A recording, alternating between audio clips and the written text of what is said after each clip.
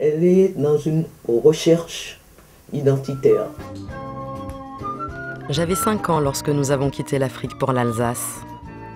J'ai rapporté dans mes bagages de merveilleux souvenirs. Nous ne sommes jamais retournés au Congo, même pour des vacances en famille. Seules les collections de livres, de photos, de peintures, de sculptures et de musique de mon père me liaient encore à ce pays.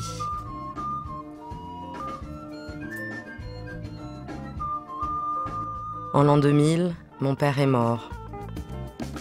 Ce n'était pas facile, parce que elle disait « je m'appelle Claude Hafner ».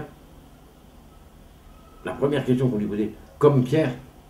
Oui, c'était mon père. Je me retrouvais seule face au monde et je sentais qu'il manquait quelque chose pour l'affronter. Je pense que ça doit pas être facile d'être la fille de Pierre Hafner, puisqu'au lieu de voir son travail, tout le monde veut lui raconter des anecdotes sur son père. Ce n'est pas facile, à titre, en tant qu'individu, de se dégager de cet héritage pour l'assumer et le porter encore plus loin. Je suivais aussi ses cours de cinéma africain, dont il était devenu spécialiste à l'université de Strasbourg. Je veux vous dire qui je suis. Je veux vous dire d'où je viens, mais d'où au pluriel. Donc une fois que ça s'est posé, une fois qu'elle aura évacué ça, je pense qu'elle nous fera l'honneur d'une filmographie intéressante.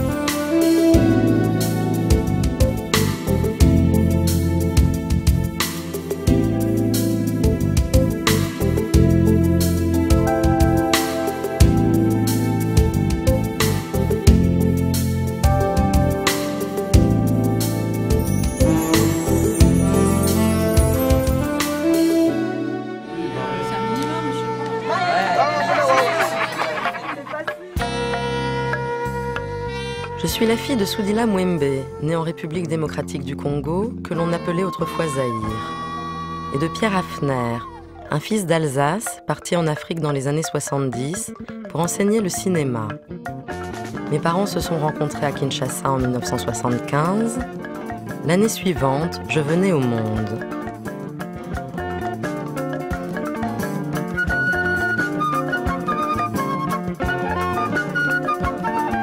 Je suis née dans le cinéma et particulièrement africain puisque mon père, Pierre Hafner, était un des premiers critiques de cinéma africain dans les années 70, donc à la naissance du cinéma africain après les indépendances. C'est un cinéma qui est né après les indépendances et mon père était là, passionné par ce qu'il était en train de découvrir et il a décidé d'en faire une profession de foi.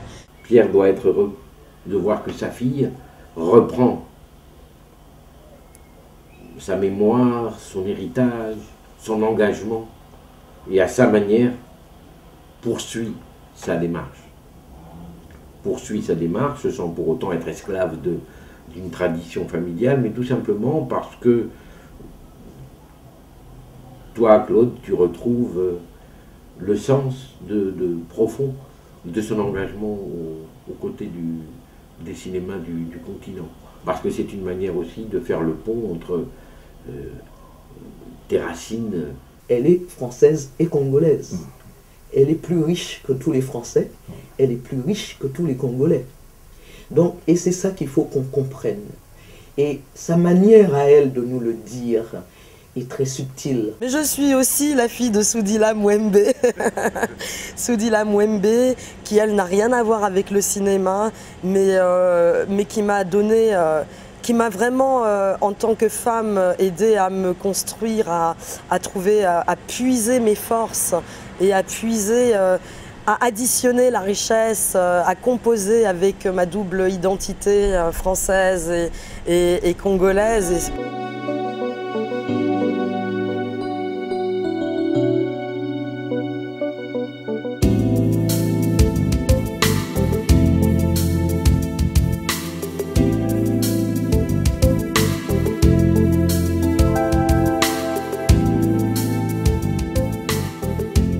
justement, comme mon père ne voulait pas que je fasse de cinéma, il voulait que je fasse des études sérieuses. Donc j'ai commencé par des études d'histoire à Strasbourg et je me suis spécialisée en deuxième cycle en histoire de l'Afrique. Et en parallèle, j'allais à son cours de cinéma. Là, j'avais le droit quand même, j'avais une petite dérogation pour suivre son cours. Et à la première copie que j'ai rendue à mon père, j'avais un nœud dans le ventre. Je me suis dit, mon Dieu, j'avais tellement révisé, tellement... Il fallait que ce soit parfait, il fallait que papa soit fier. Je veux dire, c'était obligé.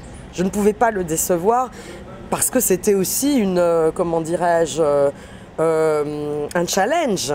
C'était un challenge pour moi d'aller au cours de mon père. Et mon père m'appelle, puisque je n'habitais plus avec mes parents. Mon père m'appelle le soir même, après avoir fait ce premier examen. Et il me dit, bon écoute Claude, faut que je te parle. Ah, catastrophe, panique intérieure, j'ai fait ça y est, c'est nul, il va me ramasser et tout. Et il me dit, écoute, j'ai rien à dire, ta copie est excellente, je suis obligée de te mettre une mention très bien. Bah oui, c'est sûr que ta culture est renforcée, c'est peut-être que tu n'es pas complètement égal par rapport aux autres, mais ça ça fait partie, c'est comme ça, mais ta copie est vraiment excellente, je suis fière de toi et je crois que tu as quand même quelque chose à faire dans le cinéma. Et ça a été un moment complètement magique qui m'a aussi donné des ailes, poussé à continuer mes études de cinéma et cette fois-ci à la Sorbonne. Beaucoup de mérite et beaucoup de talent. Parce qu'avec un père comme Pierre, qui était un homme généreux, un homme très ouvert, un homme que tous ceux qui s'intéressaient ou s'intéressent au cinéma africain ont pu connaître. Parce que la manière dont elle travaille, la manière dont elle pose son film, la manière dont elle filme, même les plans qui sont pris, c'est particulièrement original. Donc, je pense peut-être qu'elle ne l'a pas encore exprimé, mais elle a déjà trouvé sa voie. Claude habite son sujet, c'est-à-dire que Claude, c'est une métisse qui s'interroge sur son identité. Elle a vécu en Afrique du Sud, je crois que ce n'est pas un hasard si l'Afrique du Sud l'a attirée, parce que ça pose ces questions-là. Je pense qu'elle fait des films justement en blanc ici, noir ailleurs. Elle vit ces choses-là. Son père avait un peu une vision, une approche un peu d'ethnologue finalement. C'est-à-dire que quelqu'un qui regarde d'autres gens, qui regarde une autre culture. Mais je crois que c'est ce mélange-là qui est intéressant, c'est-à-dire celui à la fois de vivre cette situation, d'être métissée, africaine et européenne. Derrière ma caméra, je pouvais me dissimuler pour observer et poser mes questions. Après le Congo imaginé à travers les collections de mon père, j'expérimentais la réalité du Congo cachée derrière ma mère. Il était temps que je m'émancipe. Noire ici, blanche là-bas, elle pose bien le problème des métisses, le problème des doubles cultures et de l'importance d'avoir une entité complète. Donc, c'est-à-dire d'être aussi à l'aise dans cette culture africaine que dans la culture européenne. Et elle pose vraiment le problème du regard qui est posé dans les pays d'origine de l'un des deux parents sur cette nouvelle génération qui est ici considérée, enfin je veux dire ici, en Europe, a un label très simple, une étiquette, vous êtes africaine, vous êtes noire, comme les gens disent aux États-Unis. Aux États-Unis, il y a des blancs et des noirs, il n'y a pas d'intermédiaire. Ici, il y a toute une graduation, mais c'est toute une graduation à l'intérieur d'une case. Vous êtes noir, forcément, vous êtes noir d'où? Même si oui, ton père, ta mère, machin, mais vous êtes noir de quelque part. Et quand ces jeunes partent à la rencontre je ne veux pas utiliser le mot recherche parce que ce n'est pas une recherche, parce qu'ils ont ça en eux. Ils veulent aller rencontrer cette autre culture, ils sont confrontés à des regards, à des appréciations qu'ils doivent surmonter pour pouvoir être en parfaite symbiose avec ces deux cultures. C'est un travail qui est très intéressant parce que c'est fait avec beaucoup d'humour, avec beaucoup de distance même si elle parle d'elle dans ses films, elle dit « je », mais le jeu est universel, parce que ce qu'elle pose là est un vrai problème de société. Je n'étais pas retournée au Congo où je suis née, et qui est la patrie de ma mère, jusqu'à l'âge de 27 ans. Et à 27 ans, j'ai demandé à ma mère de m'y accompagner. Je voulais absolument rencontrer ma famille maternelle, mon pays, etc. Et quand je suis allée, je n'avais absolument pas l'intention de faire un film, mais la découverte du chaos dans lequel vivait ma famille maternelle dans la région du Kasaï, qui est la région des diamants, m'a fait, évidemment, m'a poussé naturellement, on va dire, à en faire un film, parce que on est cinéaste et d'une manière ou d'une autre, quand on a envie de parler de quelque chose, de dénoncer quelque chose, c'est notre arme à nous, c'est notre médium, et donc naturellement j'ai décidé de mettre en scène ce retour au Congo. Moi, dans l'éducation que je vous ai donnée et la façon dont vous avez grandi ici, ton frère et toi, c'était l'Alsace. Le Congo, c'était une partie de vous que vous ignoriez. Donc, moi, je ne pouvais pas vous forcer. Donc, moi, j'ai évolué dans mon monde. Et quand toi, tu as commencé à vouloir venir, et quand on est parti, moi, je voulais finalement, puisqu'on va partir, si on peut partir tous les trois, on partira tous les trois. Et ton frère n'était pas prêt. Il a dit, non, moi, je ne suis pas prêt à aller au Congo et tout. Il ne voulait pas, il voulait pas venir. Et on ne pouvait pas le forcer. Et toi, tu as dit, moi, je veux aller au Congo avec toi, maman, je vais t'accompagner.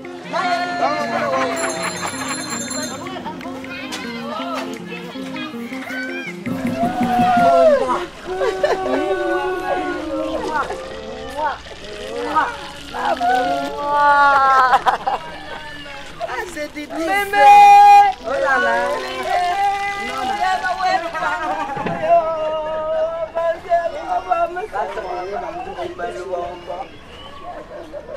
Comment ça va, Mémé? Comment ça va? Comment ça va? Ce voyage était une quête identitaire parce que je me sentais amputée d'une partie de moi. Le mot est très fort, mais il vous donne une idée de ce que je ressentais. C'est-à-dire que bien sûr que je connaissais certaines choses du Congo par des écrits, par des images, par des films, etc., par des récits de ma mère, de mon père. Et puis aussi, bien sûr, j'ai grandi avec la communauté congolaise, africaine, qui venait à la maison en visite à ma mère. Il y a des fêtes, etc. Je mange congolais, je connais la musique congolaise, la culture congolaise. J'ai toujours été habitée par cela. Mais maintenant, il fallait y aller, quoi. Je veux dire, il y a un moment où on ne peut pas vivre par procuration au travers de ce qu'on nous raconte. Il faut le vivre. Je pense que pour tout être, la quête identitaire n'est jamais finie jusqu'à la fin. On est toujours en train de se chercher, en train de se construire, de trouver sa paix intérieure. En fait, c'est ça la quête identitaire. C'est trouver un équilibre à l'intérieur de soi. Équilibre, paix, sérénité. Donc je suis toujours à la recherche de cela, mais j'ai déjà fait un bond en avant magnifique durant les quelques années où je suis non seulement allée au Congo, mais au Sénégal, au Mali, au Burkina Faso plusieurs fois, au nord de l'Afrique, en Afrique du Sud où j'ai vécu. Je veux dire, c'est quand même, ça comble chaque fois un peu plus ce manque et ce besoin que j'avais de savoir de quel continent je venais. La manière qu'elle a de traiter de ce problème, qui est un problème de toute façon, et qui est un problème qui n'est pas qu'africain, qui est un problème universel. Parce qu'avec les transhumances, nous avons des générations de métis, donc des gens qui appartiennent aux deux cultures. Je dis bien appartenir aux deux cultures, parce que souvent, nous avons des jeunes comme ça qui sont au milieu de ces deux cultures, hein, qui ne savent pas trop, tantôt ils sont de celle-là, tantôt ils sont de l'autre. Et ce que moi j'apprécie beaucoup dans le travail de ces jeunes femmes et de Claude, c'est de poser un acte. Elle a la possibilité de poser un acte. Elle aurait pu nous raconter n'importe quelle petite histoire. Hein. Elle aurait pu nous raconter une histoire d'un homme et une femme qui se rencontrent, machin, qui se séparent et tout. Mais elle a choisi de parler de ce qu'elle est. De ce qu'elle est, mais pas seulement elle, de ce qu'est toute une génération. Tous les jours, des femmes meurent sous les coups quand même de leurs compagnons ou autres hommes, etc. Et ces violences, attention, ne sont pas que physiques. Et je pense que la violence morale, le harcèlement moral, que moi-même je peux vivre, parce que ça aussi on le vit non seulement en tant que femme, mais en tant que cinéaste. On vient dans des festivals, il faut savoir qu'on entend parfois des choses. Ça passe par de l'humour, d'autres cinéastes, et oui, mais qu'est-ce que tu fais ce soir, etc. C'est extrêmement violent. Et ça, on a besoin de le dénoncer et de le combattre. Mes chers amis, collègues, vous devez nous respecter comme vos pères masculins. Nous avons à nous respecter les uns les autres et à être solidaires les uns des autres. Il n'y a pas toujours, je dis bien pas toujours, je ne veux pas me faire attaquer par mes frères, j'ai aussi des frères dans le groupe. Mais il faut savoir que nous vivons des choses comme ça au quotidien. Et ça n'est plus possible.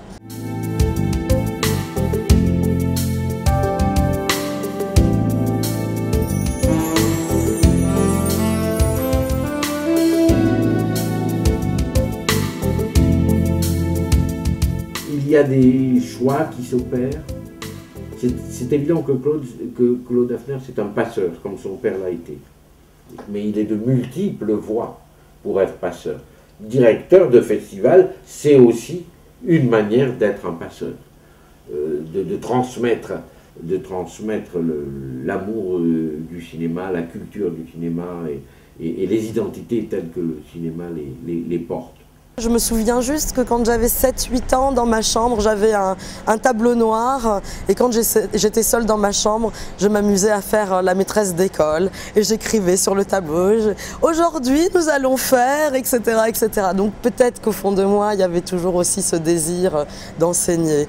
Et effectivement, comme je le disais, le documentaire, pour moi, il a une voix trop importante, une voix royale pour raconter nos histoires sur le continent. Et j'ai besoin de transmettre mon petit savoir à des futurs cinéastes du continent, voilà, qui ont envie d'exprimer les mêmes choses. Plus on sera, mieux ce sera. C'est une armée qu'on est en train de former aussi. Nous sommes en combat, nous sommes des combattants. Ce que j'aime beaucoup, c'est quand même aussi une universitaire. C'est-à-dire que sa manière d'aborder les choses, quelque part, reste l'approche d'une universitaire. Donc je trouve que ça aussi, on en a besoin.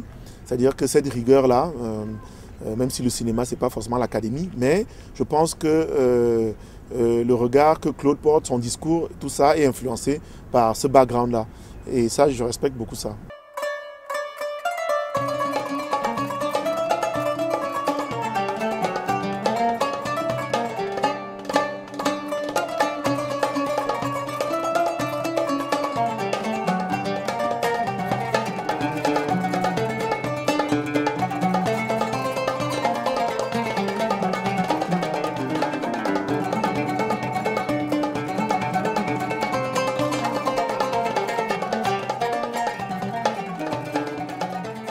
C'est en juillet 2003 que je suis allée rendre visite à Tahar Sheria, dans sa ville des Arabes près de Tunis.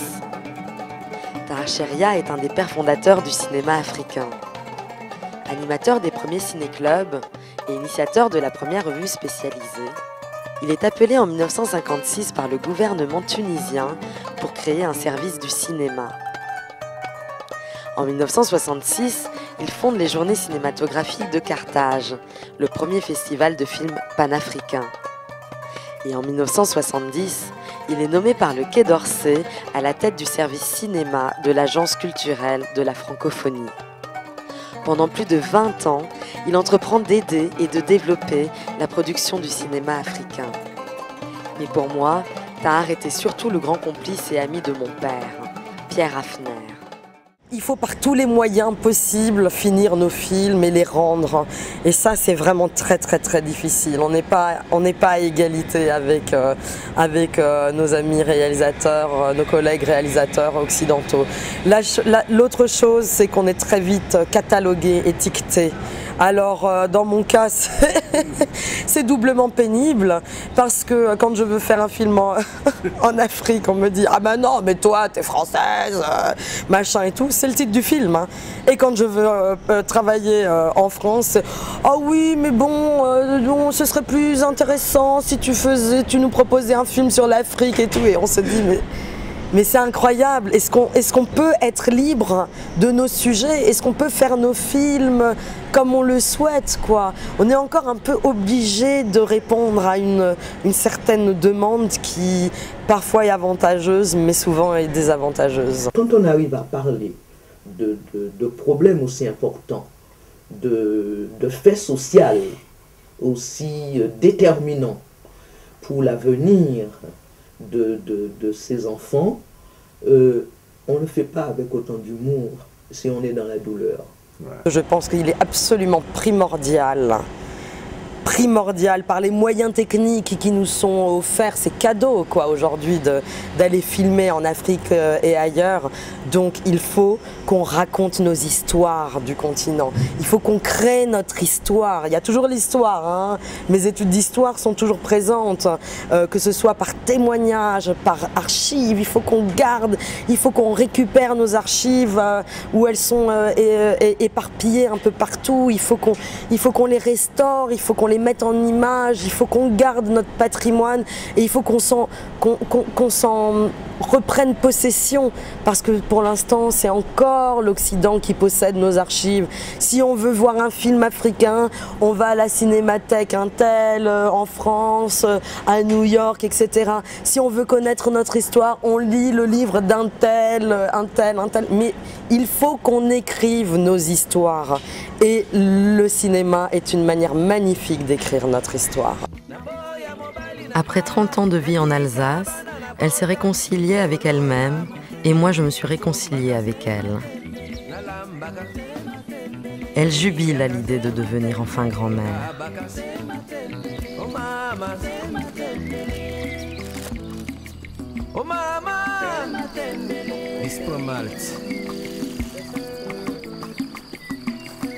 Jackie Mwimpe et Rebecca Toika. Bino boye bisangai ndenge bosangana wana boliaka modele nini ya ngambo nini.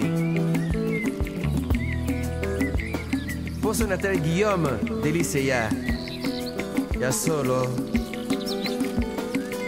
Nakoki koyebisa ete ayebisela ngai Freddy Jacquet. Délégué wa tinda pesa jase comme délégation ya solo na kati na Kinshasa na Tatu Brena.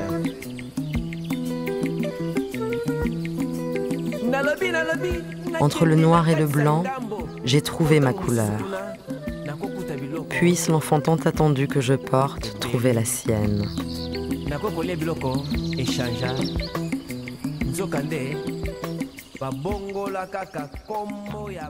Je suis sûr qu'elle va nous emmener très loin.